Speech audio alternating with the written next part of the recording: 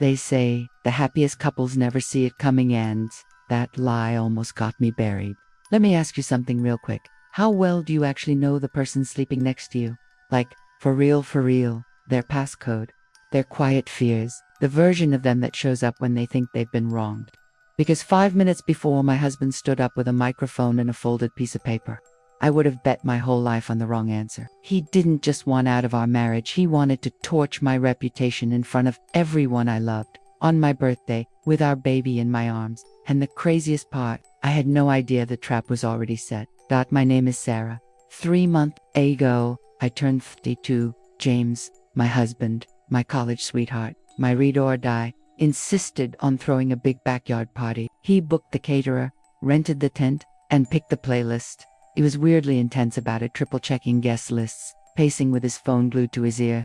I thought he was trying to make up for the distance that crept in after her son, Leo, was born. New parents drift sometimes. Gave him grace. I shouldn't have from the outside. We were that couple. Cute wedding pics.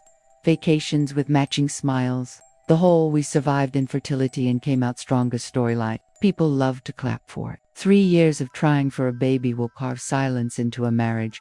James took it hard. Legacy, this family name that he started working late, guarding his phone like it had state secrets, flinching when I set it down near my coffee. When I finally got pregnant, it felt like a miracle stitched our cracks shut. When Leo was born, James cried like his chest finally unlocked. I told myself the storm had passed. But 2 months before my birthday, something shifted. Not distant, watchful. I'd catch James staring at me across the kitchen island like he was measuring me for a coffin. If I asked what was wrong, he'd smile, but it was the kind of smile that doesn't reach the eyes. Work's brutal, he'd say. I believed him because believing him was easier than asking the question. My gut kept whispering. The week of the party, he went full event mode, backyard gala, string lights, jazz trio, his parents, my parents, our friends, even his boss. I want everyone there, he said, scrolling through names. We need a fresh start. For a split second, I saw something dark flicker in his face, then it vanished. I laughed it off. The fresh start sounded good. I thought maybe he'd surprise me with a trip or a vow renewal. I was dumb enough to hope that 3 nights before the party.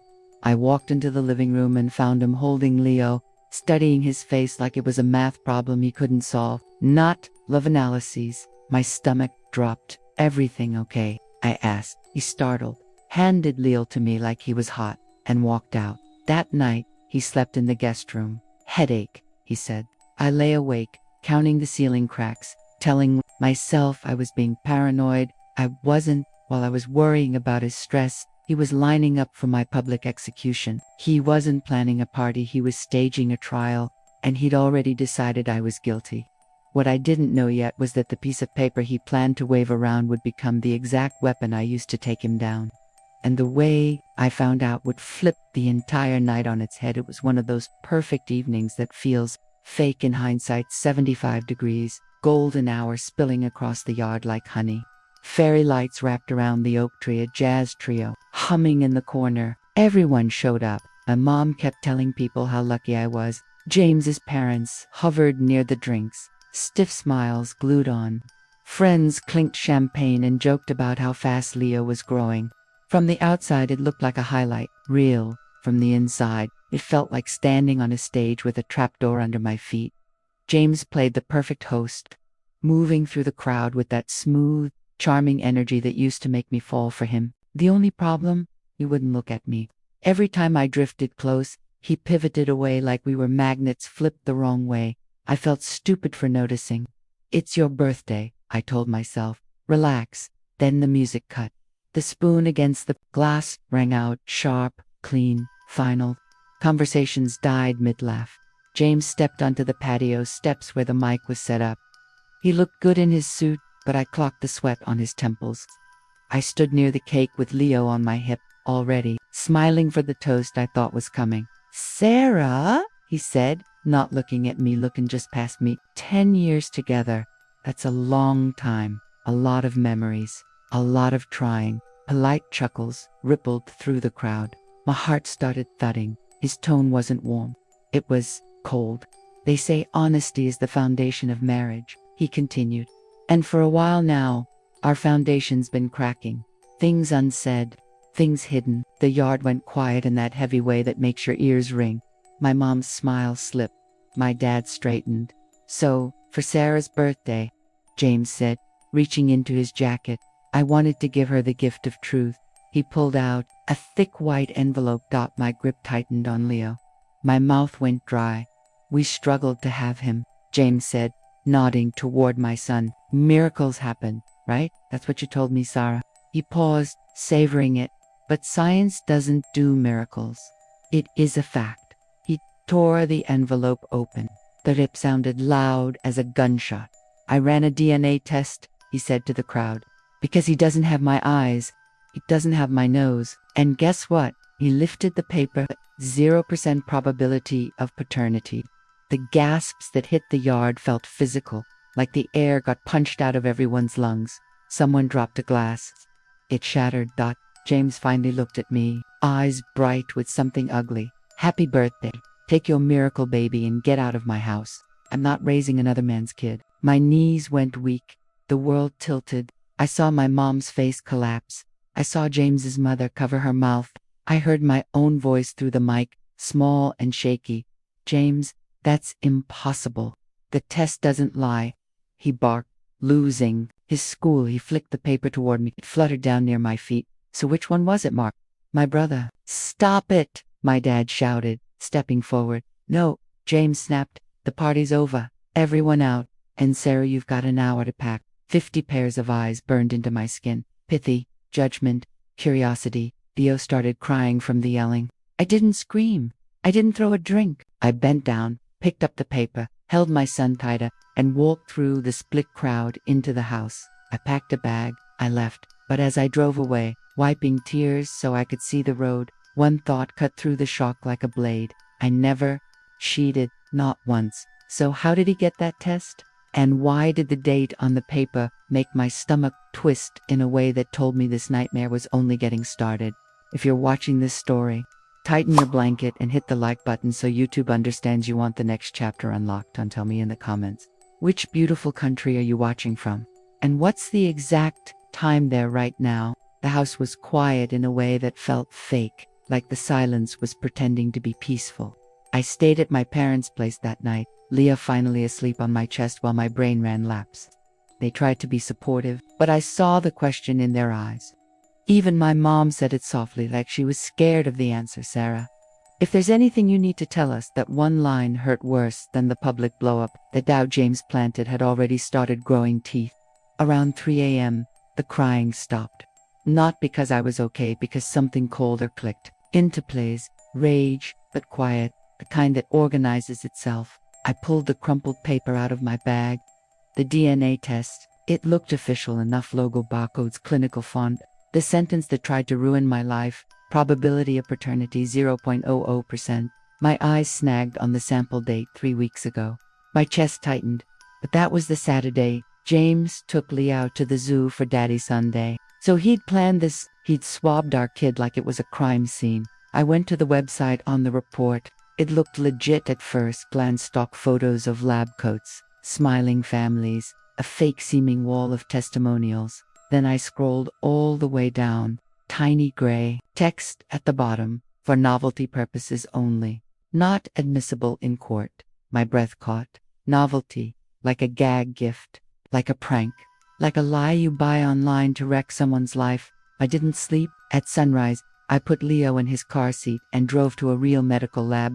Paid extra for an expedited legal paternity test. To tech explain chain of custody.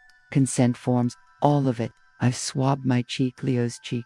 We needed James's DNA. I almost laughed at the irony. My hands had shaken, packing in a hurry, and I'd grabbed his hairbrush by accident. The tech said if there were follicles, they could try. I slid it across the counter like evidence in a movie. Then I went home, to my parents' spare room, and did something James never expected me to do. I logged into our shared cloud account. We'd been lazy about passwords. He thought I was too broken to function. He forgot who I was before diapers and nap schedules. I used to audit datasets for a living. Receipts on my comfort language. In the recently deleted folder. Found it. Not a DNA report. Screenshots of a text thread labeled tech support viewed cover. The messages were anything but technical. He's going to leave you nothing. One text read, I can't wait to be us. No baggage, James replied. What about the kid? You said you'd handle it. I'm working on a plan. If I divorce her, she gets half plus child support. If I prove the kid isn't mine, I can avoid the prenup with infidelity and walk with everything. My hands went numb. I scrolled. There were hearts. There were late-night jokes. There was a picture I didn't need to see. The contact wasn't tech-supported. It was a 24-year-old intern from his office. He wasn't just leaving me. He was framing me. He bought a fake test online, staged a public humiliation to paint me as the villain, and planned to walk away clean while burning our son's name on the way out. 2 days later, the lab called. The hairbrush had enough DNA. Probability of paternity, 99.99%. Of course, Leo was his. I stared at the real report in one hand and the novelty lie in the other, then at the screenshots glowing on my laptop. James thought the party was the finale. He had no idea he'd handed me everything I needed to end him socially, legally, and publicly.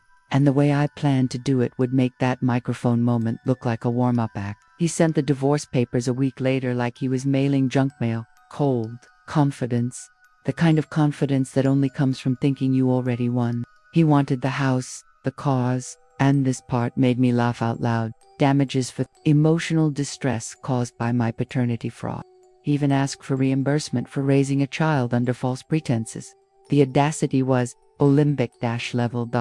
His lawyer requested a quiet settlement meeting. James didn't want more drama. Translation. He didn't want the truth-touching daylight. I said, Jez. I walked into that conference room in a suit I hadn't worn since before diapers ran my schedule. James was already there, leaning back in his chair, checking his watch like I was an inconvenience between him and his next bad decision. He didn't stand. He didn't apologize. He smirked. Let's make this easy, he said. Sign in, we both move on. His lawyer slid the papers toward me. If you sign today, my client agrees not to pursue further damages. I didn't reach for the pen. Instead, I slid the real DNA report across the table. The lawyer's eyes flicked over the page. His face was drained of color. This is court admissible, he murmured, then looked at James. Is this accurate? James scoffed. She faked it. I slid the novelty website printout next. The disclaimer circled in red. For novelty purposes only. The lawyer pinched the bridge of his nose. James, tell me you didn't base your filings on a novelty gag test. James's jaw worked. No sound came out. Then I placed the screenshots on the table. The intern, the plan, the words where he admitted the setup. The room went dead quiet. The lawyer stopped reading halfway through and stared at his client like he was seeing him for the first time. You put this in writing? He whispered. James's smirk finally cracked. He looked at me, panic flashing. Sarah, wait. I was stressed. We can talk about this. You didn't make a mistake, I said, calm as ice. You made a plan. You tried to ruin my name and our son's life to save money and impress a girl who thinks career growth means dating her boss. I leaned forward. Here's what's going to happen. You're signing over the house. You're signing over full custody. You're issuing a written apology to both families for lying about paternity and defaming me publicly. You're covering my legal fees, or I send these screenshots to your parents, your boss, and anyone who can Google your name. Then I sue you for a fraud and intentional infliction of emotional distress. Your choice. His lawyer didn't argue. He just pushed the pen toward James. James slumped like a balloon losing air. The man who'd tried to humiliate me with a microphone couched over a legal pad, hands shaking. He signed every page, every initial. The ink bled through the paper like a confession. A month later, the apology hit the family group chat. Weeks after that, rumors about James's integrity made their way to HR. Funny how companies don't love CFOs who fake evidence and lie in writing. He wanted a fresh start. I gave him one starting from rock bottom. Now it's just me and Leo in the house James tried to steal. The fairy lights are gone. The oak tree still stands. Some nights I sit on the steps and laugh at how he thought a fake piece of paper could erase 10 years and a child's bloodline. He tried to end me with a lie. I ended him with the truth. So here's the twist nobody expects. The evidence meant to bury me became the shovel. I used to dig myself out in the mirror that finally showed him who he really was. If this story hit you in the chest, don't scroll past it. Tap like, subscribe, and drop a comment, because the more we tell these stories out loud, the harder it gets for people like him to hide in the dark.